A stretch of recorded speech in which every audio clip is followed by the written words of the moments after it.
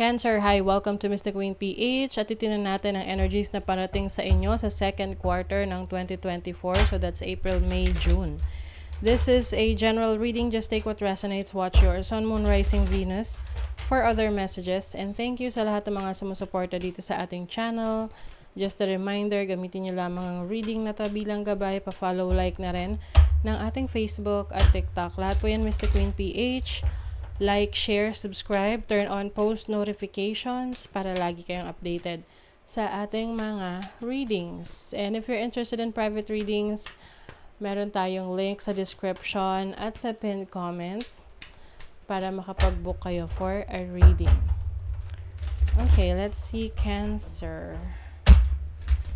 What's up? Second quarter ng 2024.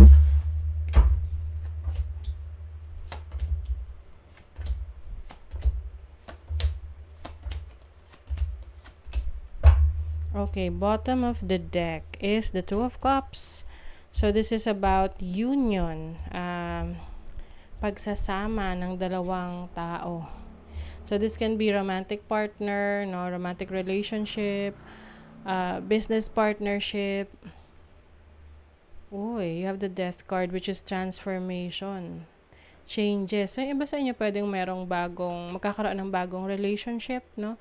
Ngayong second quarter ng 2024, no? Whether you are in a relationship or single, may possibility, anything can happen. You have the King of Pentacles, feminine energy. So, I feel like you are becoming more productive, no? Yung pagiging productive mo na yan ay may kinalaman sa creative mo, pagiging creative mo. So, pwedeng meron kang mga creative talents and skills na i-explore ngayong second quarter ng 2024 na kung saan meron kang kakayanang kumita ng pera, no? Merong potential na maging money-making creativity yan.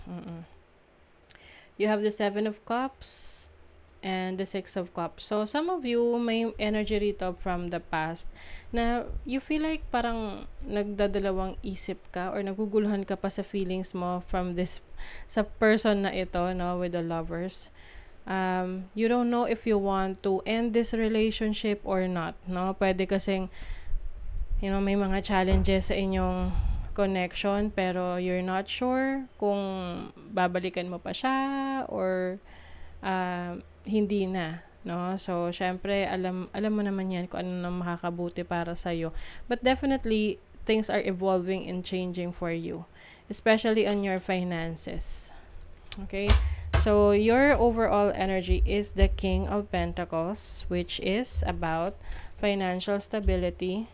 Maaring magkakaroon ka ng entrepreneur mind, so mas magiging business-minded ka ngayong second quarter ng 2024. So, kung hindi naman to business, I feel like you are really, meron kang inaayos sa trabaho mo, meron kang binibuild na career na kung saan meron tong potential na maging leader ka, no, ng inyong department. So, merong leadership role, position for you. So, you also have the Queen of Pentacles as your challenge. I feel like ang isa sa challenge sa'yo is yung pagmamanage mo ng resources mo, ng finances mo. May mga pagkakataon siguro na go-overspend ka, no, na porket maraming papasok na pera, you will be overspending kahit hindi naman talaga kailangan. Minsan may ganong mindset kapag may dumating na extra na pera, parang hindi natin alam kung anong gagawin doon. So, ang nagiging instinct natin is to spend the money na, uy, ba't may extra money ako? Kailangan wala na to, diba? Yung ganon. So, ang gagawin nyo mag-add to cart or lalabas, magwawaldas, ganon. So, it's time for you to, take responsibility of your finances. Na hindi porket may extra na pera is gagastusin mo na. Maganda nga yun na may extra na pera, ibig sabihin meron kang extra na para i-save, no? So, your opportunity is the Nine of Swords. As an opportunity, I feel like kung ikaw ay nagkakaroon ng trouble in sleeping, no, sa pagtulog mo, maaring makakagawa ka ng paraan para maisaayos mo yung pagtulog mo. Oo, yung may mga vitamins na iti-take ka or meron ka mga activities na gagawin para mababilis yung pagtulog mo. Oo. Yung iba, ginagawa, nag-exercise bago matulog, no? Para pag higa nila, ano na talaga, yung marerelax agad yung katawan nila and they easily fall asleep. So, yung iba naman sa inyo, as an opportunity, this is about you being aware, no? Pagiging aware sa situation mo ngayon na maaring nag-overthink ka ng maraming bagay na hindi naman kailangan problemahin. So, at least magkakaroon ka ng awareness na, teka, bakit ko nga ba overthink to? Hindi ko naman talaga kontrolado kung ano yung mangyayari in the future. So, it's more about, being in the moment. Oo. So, as your blessing, you have the magician. So, this is about manifestation, making things happen. And yung iba sa inyo, maaring meron kayong discovery about your talents, your skills, yung mga kaya nyo pang gawin. And some of you, maaring meron kayong ma-manifest na goals nyo or dreams nyo or mga gusto nyong ma-achieve for second quarter na mangyayari. Oo. So, yung iba sa inyo, you will be able to discover yung abilities pa ninyo. Yung iba nyo pang kakayanan para mapaunlad yung inyong sarili. So, money, career, finances, you have the Knight of Swords and the Hermit. So, Virgo energy. So, ito yung sinasabi ko sa inyo na pagdating sa finances ninyo, mas magiging maingat kayo sa paggastos na. With the Hermit, ito yung pag-iisipan mo muna bago ka gumastos. Isipin mo muna kung kailangan ko ba to. Kung hindi ko kailangan, bakit bibilhin ko to? Bakit nasa cart ko to? Ganon. So, Knight of Swords is also about breaking free from your limitations. So, it doesn't mean naman na porket you are controlling your finances, hindi mo na kayang mag-splurge for yourself. So, only with a certain limitation na alam mong ikaw rin naman yung maapektuhan in the end kapag nasobrahan. So, yung iba naman sa inyo, maaring meron kayong pagninilay-nilayan about your career, yung business ninyo, na meron pa kayong gustong matutunan, i-explore about new knowledge, new skills na gusto nyo pang matutunan. Sa inyo namang love life, you have the Page of Pentacles and the Three of Pentacles.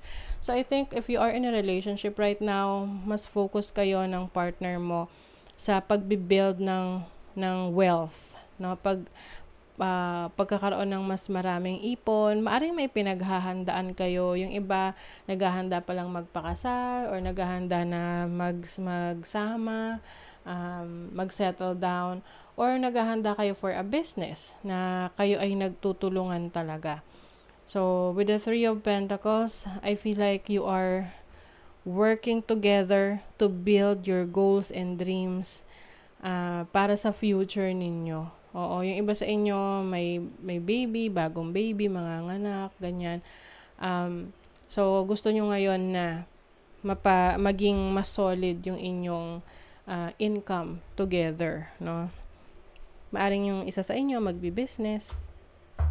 But if you're single, I think you are going to focus more on your career, your finances. Oo, wala ka pang balak na magkaroon ng karelasyon kung single ka. So, deeper meaning, hidden emotions. So, I feel like you are really connecting to your higher self. Oo, ngayon. Mas gusto mo ngayon na mas maintindihan yung nararamdaman mo. Kung bakit mo nararamdaman yung mga bagay-bagay. Something very spiritual para sa inyo. Yung iba, magkakaroon ng spiritual awakening, realization of your belief system, na kung nakaka-resonate ka pa ba sa belief system na yan o hindi na. Yung iba sa inyo, meron kayong mga bagong matutuklasan na anything spiritual na ideas. Take a chance on love. When we love, our lives are changed forever. So, yung iba sa inyo, pwedeng bibigyan nyo ng chance yung inyong person, lalo na kung hindi naman talaga ganun kalaki yung naging issue ng away ninyo simple acts of kindness. Kindness energizes you and brings happiness to those around you. So I feel like you are also going to share your blessings to others, no? Kasi yan din yung way ng universe to bring back or give back the blessings sa'yo, no? Kumbaga, if you know how to help others, do syempre babalik din naman yun sa'yo, yung kabutihang ibinigay mo. To receive, oh my God, to receive you must release. What can you let go of? What do you want to receive? Yes. So, kung ano, meron ka raw pinangahawakan ngayon na parang ayaw mong i-let go, paano mo marireceive yung blessing kung ayaw mo siyang i-let go? You need to release and give space dito sa mga new opportunities na darating sa'yo. Okay, so that is your reading, Cancer. Thank you so much. Bye!